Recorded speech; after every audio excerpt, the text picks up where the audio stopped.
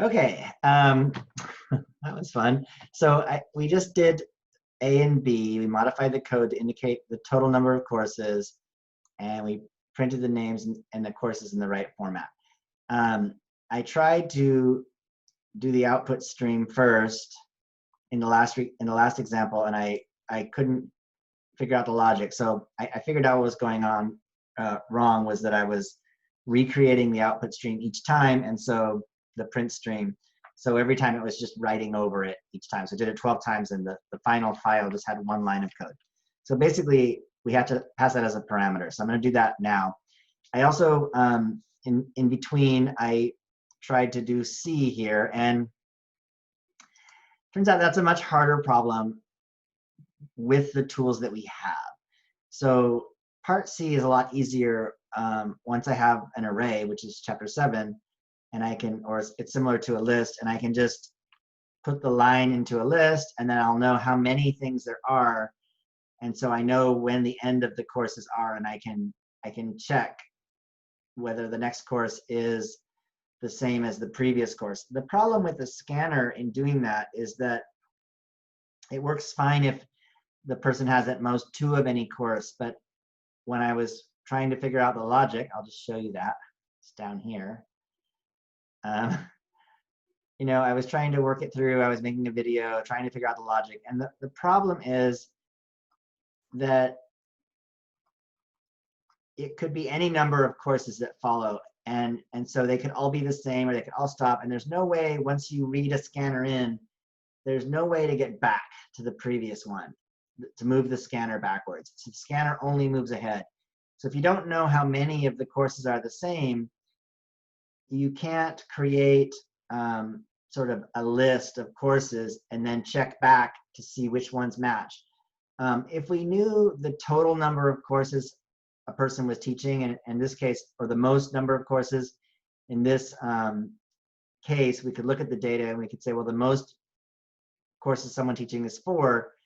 We could create 4 strings and then read those 4 things in, then compare, and it would create at most 4 strings, so the empty strings would just stay empty, and then we'd be able to tell not only how many courses, but if there were repeated preps.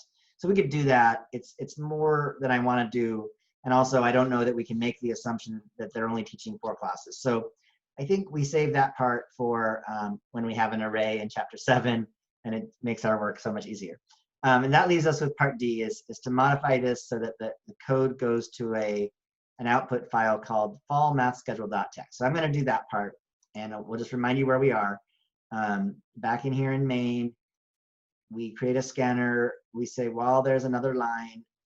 Read that line in, and then process that line. And in processing the line, we created a temporary scanner to read, first off, get rid of the number in front of their name, and then read their first name, read their last name, create their full name in the right format, start off with 0 courses, and then while it has another one, just read it.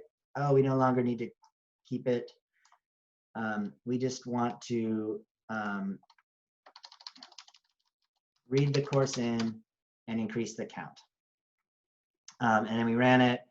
I printed it just with a print line and a tab, and everything was working well. And then I reformatted that printing using the printf statement, which maybe I didn't run it with that. So let's take this print statement out. Oh, I know what I did with it. It didn't print because I did it into the output folder. And there's with the printf formatting. Okay. So I'm going to actually leave the original print statement so we can see it, or maybe I'll just have that printf statement repeat twice. Let's do that. Delete that line. Okay, we'll leave it like this with the printf, run it. That's where we were. And now I want to, instead of, well, I want to do both. I want to print it to the console, and I want to print it to a file called fallmathschedule.txt. Okay, so what I did incorrectly before was I tried to create that file within this process data line, but that's only going to process 1 line at a time, and therefore we can't see that file outside of that. And we need the file to contain all the lines. So we're going to create the PrintStream out here. PrintStream output equals new PrintStream. And we're going to call it fall math faculty schedule.txt, I think. I'm trying to give it the exact same name that it has here. Fall math schedule, so no faculty. And the reason for that is, we should try to follow the directions as best we can. Okay. And then, so if I want to then print to this output, what I need to do is I need to send it in here as a parameter to this function process data line. So not only send the temp line, but also send the output folder or the output file. And now I'm going to get an error because I don't have that as a parameter here. So I'm going to comma print stream object. I can just call it output. And that should take care of that error. It didn't. Why not? Oh, I have a typo. Output. Okay. So I created a print stream called output. It's going to write to this fall math schedule.txt. I am now passing that print stream output into process data line. And then so in process data line, I have to put that in the method header. And then down here at the bottom, I'm just going to kind of copy this printf statement here and paste it in twice. And instead of system.out, we're just going to use output.printf. And you can see the logic here is a little bit different. I'm not creating it each time in this function. I'm only creating it once. And that's happening in main, and then I'm passing it in as a parameter, and it's getting written to each time in here. So let's run it. I'm not going to see anything different because I can't see that file. I can't see it here. I can't see it over here because maybe if I close this and reopen it, nope. I think I have to shut Eclipse down and then reopen, and it'll show up over here. To save time, I'm just going to go to my work source folder. Here's the chapters. There's chapter 6. There's the fall math faculty schedule we just created. And there's the data stored in it. Not just one of them, but all of them. So that's writing to a file. Again, we don't do a ton of it. So, we also don't do a ton of reading from a file because, the work isn't so much reading and writing to and from the file. The work is happening in the data processing that we're doing here. And that can be tough, and the logic can be very confusing, especially if your data is convoluted. That's kind of why I included this math classes data. I don't know that we'll do anything with it, but if you look at it, it's a list of all our courses from whatever quarter that was, and it doesn't have consistency. So certain things are written with a 1. Algebra 1, but this is an algebra 1 with a Roman numeral. What else? There's other weird things in here. Sometimes the names are weird. So this is just a last name. This is a last name, comma, first initial, and then it ends up in quotes. So that's a strange field there. It's not consistent with the previous last name field. So like some of them only have 1 token. Others have a token within quotes. Another one, MacArthur, that actually has 2 tokens. So when you have data that's inconsistent, so this should not have a space in between.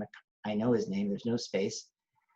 When you have inconsistencies in the data entry, it then creates inconsistencies in the data. And most data sets have lots of inconsistencies. And so then when we're coding, we run into all kinds of problems because we try to adjust based on what we think the data looks like, and then all of a sudden someone comes along and messes the data up, and now our code crashes. So just another example here is like these numbers at the end. This is the wait list, and let's see, I feel like some of them have more numbers at the end than others.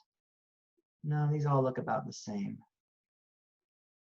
Yeah, they are all the same. But you can see the inconsistencies in some of the data. So that's just something to be aware of. And the trickier that data file is, the harder the processing becomes, because you have to account for errors that you may not even imagine. Or, so sometimes printing it out, printing what you have as you go, are tools that we can use to sort of put like back in here when I was writing the code.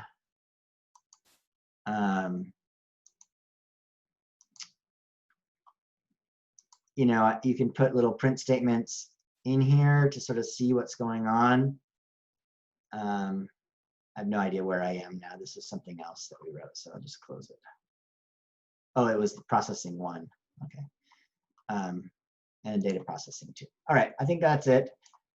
It was plenty of stuff. So I'd like to do another video or two with some of these other data files, in particular the one with the numbers. There's some interesting things we can do, but maybe I'll just make that an assignment for you guys to work on. Or maybe I'll do part of it and have you guys do the rest. Okay.